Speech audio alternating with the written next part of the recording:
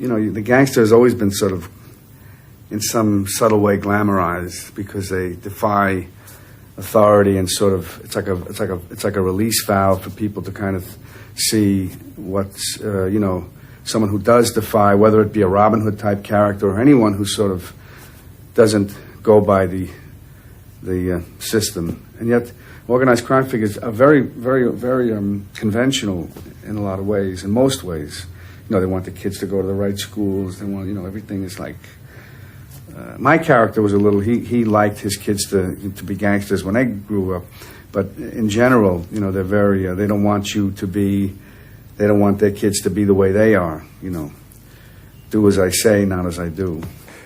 You are famous for doing an enormous amount of research into the roles you play. What kind of research did you put into playing Jimmy? Nick Pileggi was he's written about the subject for years and years and has so much information about it and gave me a lot to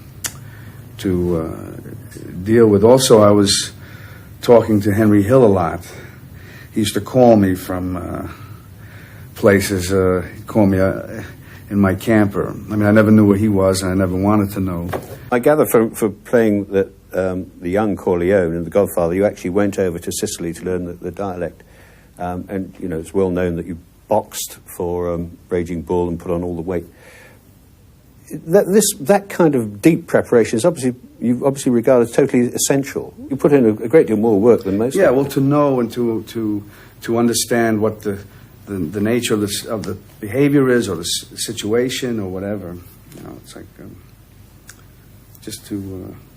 it's like discovering what the person is about, what the character is about, what the situation is about, so that you can have different things to choose from. I gather that you've got a program of about 14 movies that you're going to be involved in one way or another. More or less, yeah.